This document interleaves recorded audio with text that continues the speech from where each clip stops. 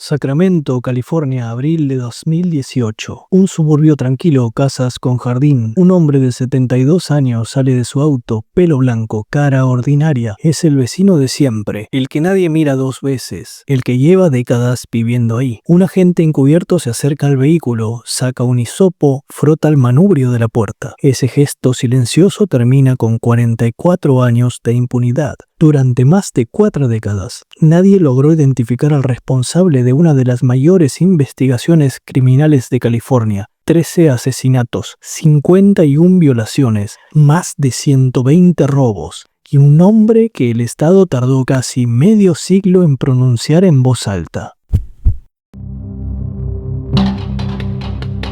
Este caso tiene 3 nombres y durante décadas nadie supo que los 3 eran la misma persona. El saqueador de Visalia 1974 a 1975. Un ladrón nocturno que operaba en el área de Visalia, en el centro de California, entraba a casas mientras los dueños dormían, robaba objetos sin valor aparente, fotos, ropa interior, recuerdos. En septiembre de 1975 mató al profesor Claude Snelling de un disparo frente a su hija, a quien intentaba secuestrar. Logró escapar. El violador del área este, 1976 a 1979. A partir de 1976 comenzó una serie de ataques en los suburbios de Sacramento.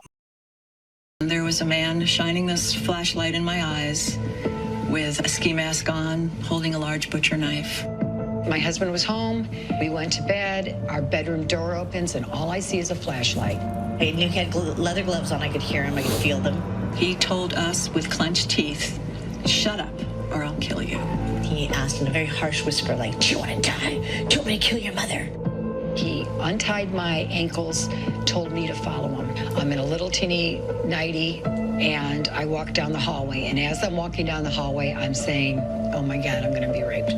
Más de 50 agresiones sexuales en 3 años. Actuaba de noche, con premeditación. Estudiaba a sus víctimas durante días antes de atacar. Se comunicaba con la policía para burlarse. Llamó a víctimas anteriores por teléfono durante años. El asesino de la noche original. 1979 a 1986. En el sur de California, los ataques escalaron. Ya no solo violaba, mataba. 10 víctimas en los condados de Orange, Ventura y Santa Bárbara. En 1986 atacó a una joven de 18 años y la asesinó. Después de eso, desapareció. En 2001, el ADN conectó las 3 identidades por primera vez. Era el mismo hombre. Fue la escritora de crimen Michelle McNamara quien le dio el nombre definitivo, el asesino del Estado Dorado, Golden State Killer. Cuando fue detenido, las cifras totales eran estas: 13 asesinatos, 51 violaciones, más de 120 robos y 161 crímenes documentados contra 48 víctimas. Joseph James DeAngelo nació en 1945 en Bath, New York. Creció en el área de Sacramento, sirvió en Vietnam, estudió justicia criminal en la Universidad Estatal de Sacramento. En 1970 se comprometió con Bonnie Jean Caldwell, una compañera de la universidad. Ella lo dejó. Según los registros, cuando ella terminó la relación, DeAngelo apareció en la ventana de su habitación con un arma. Le apuntó, le exigió que se casara con él. Bonnie no cedió. En 1973 se casó con otra mujer, tuvieron 3 hijas. Compró una casa en los suburbios de Citrus Heights. Trabajó como mecánico en un centro de distribución de supermercados durante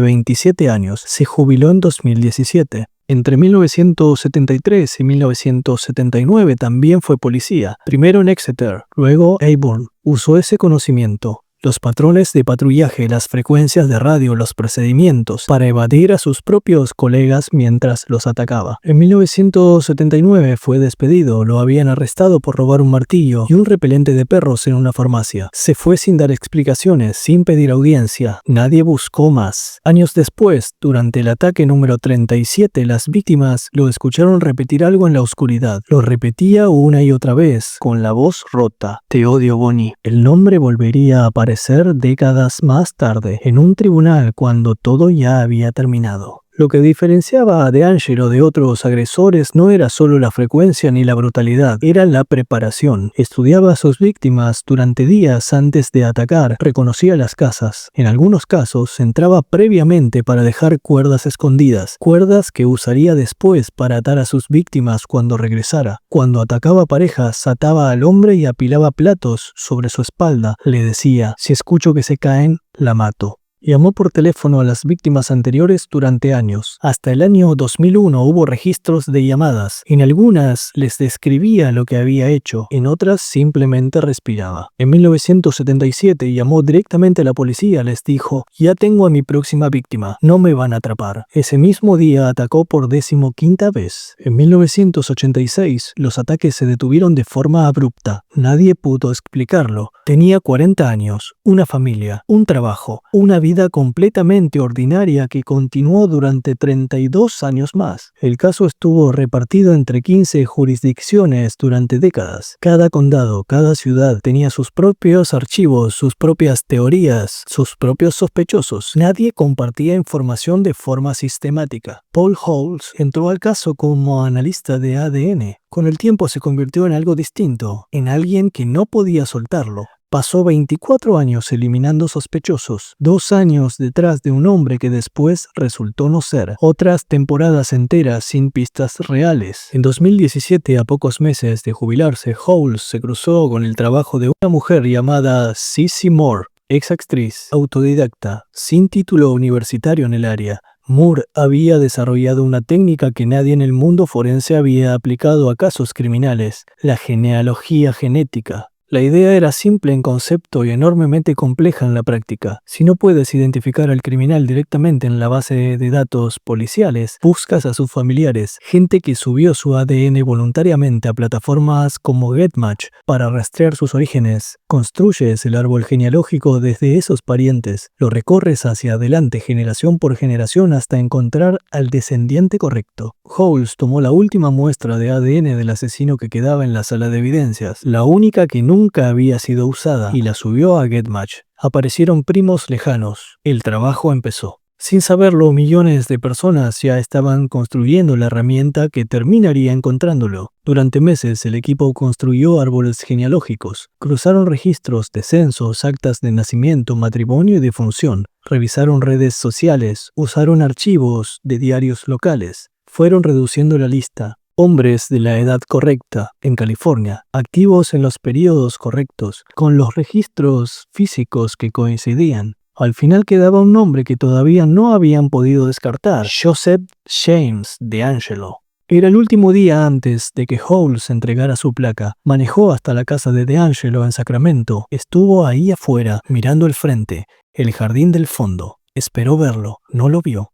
Y tomó una decisión que requirió más disciplina que cualquier otra cosa en 24 años: volver a casa sin hacer nada. Al día siguiente entregó su placa y su arma. Llevaba un cajón con sus cosas del escritorio. El equipo de la Fiscalía de Sacramento puso a DeAngelo bajo vigilancia. Lo siguieron, lo esperaron. Un día DeAngelo salió a hacer compras. Un agente encubierto entró al mismo local cuando DeAngelo salió. El agente frotó el manubrio de la puerta de su auto con un hisopo. La muestra fue al laboratorio. Horas después, Holes recibió una llamada. El teniente del fiscal le dijo que no podía contarle nada todavía. Holes supo que era él. 21 marcadores. Coincidencia exacta. Es él. El 24 de abril de 2018, Joseph James DeAngelo fue arrestado en el jardín de su casa. Lo llevaron a una sala de interrogatorio. Nadie le habló. Lo dejaron solo. Solo en esa habitación, DeAngelo murmuró algo para sí mismo. Los investigadores registraron una frase que muchos interpretaron como una referencia a los crímenes que se le atribuían. Hice todas estas cosas. En julio de 2020, Joseph James DeAngelo se declaró culpable de 13 cargos de asesinato en primer grado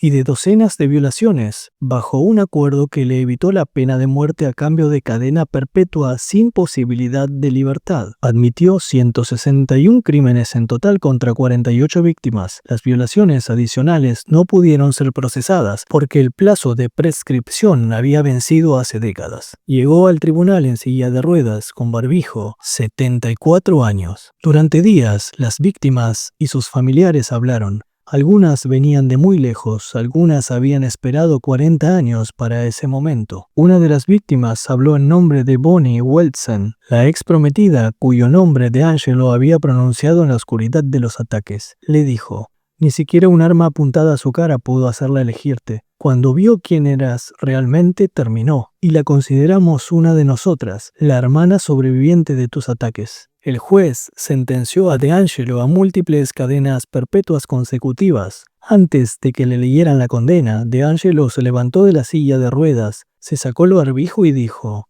«Les escuché a todos, a cada uno, y lo lamento profundamente con cada persona a la que lastimé. Gracias, señoría». And I'm truly sorry to everyone I've hurt. Thank you, Your Honor. El juez respondió: «Las sobrevivientes han hablado con claridad. El acusado no merece misericordia». La sala aplaudió. Si valoras investigaciones contadas con contexto, evidencia y respeto por las víctimas, puedes ayudar a que este proyecto siga creciendo. Después de 44 años, el caso parecía terminado. Pero la historia no termina en el tribunal, porque la pregunta más inquietante del caso no es quién era DeAngelo, es cómo lograron encontrarlo. El caso de Joseph DeAngelo se convirtió en uno de los primeros y más influyentes ejemplos de genealogía genética aplicada a la investigación criminal. Hasta ese momento, la técnica no había sido utilizada de forma sistemática como herramienta forense en casos de esta escala. C.C. Moore había perfeccionado durante años técnicas de genealogía genética que hasta entonces se utilizaban principalmente para identificar familiares biológicos y reconstruir árboles familiares. Con el tiempo, esas mismas técnicas terminarían aplicándose a investigaciones criminales. Después del arresto de DeAngelo, cientos de investigadores comenzaron a llamarla. En 3 años, casi 300 casos cerrados en Estados Unidos usando este método. Un caso resuelto por semana en promedio. La técnica es poderosa porque no necesita que el criminal haya subido su ADN a ningún lado. Solo necesita que alguien de su familia lo haya hecho. Un primo lejano que quería saber de dónde venía su apellido. Eso alcanza. Y eso abre una pregunta que todavía no tiene respuesta definitiva. Cuando una persona sube su ADN a una plataforma genealógica, ¿está eligiendo también exponer a todos sus familiares, incluyendo a los que no eligieron nada? Volvamos a esa imagen. Sacramento, abril de 2018. Un hombre de 72 años sale de su auto. Un agente encubierto frota el manubrio. En ese hisopo estaba la respuesta a 44 años de preguntas. Estaban los nombres de 13 personas que no llegaron a saber quién había entrado a sus casas esa noche. Estaba el eco de un nombre, Bonnie, pronunciado en la oscuridad, de dormitorios que no eran los suyos. Y también estaban, sin saberlo, los árboles genealógicos de decenas de personas que solo querían conocer su historia familiar. La ciencia encontró al asesino, lo hizo usando herramientas que las víctimas nunca eligieron, que el asesino tampoco eligió, y que los familiares inocentes tampoco sabían que estaban poniendo a disposición. El arresto cerró una investigación, pero abrió un debate que todavía sigue vigente, y quizás todavía no sabemos dónde poner el límite. Antes de que te vayas, quiero dejarte con 2 preguntas. La primera, DeAngelo fue policía, estudió justicia criminal, conocía los procedimientos desde adentro. ¿Qué dice eso sobre los sistemas que construimos para protegernos? ¿Cuándo quien los conoce mejor puede usarlos en nuestra contra? Segunda, los familiares de DeAngelo nunca eligieron exponer su ADN para atrapar a un criminal, solo querían saber de dónde venían. Su información, sin su consentimiento explícito, cerró uno de los casos más importantes de la historia. ¿Quién límites el uso de esa información y quién los define? Deja tu respuesta abajo.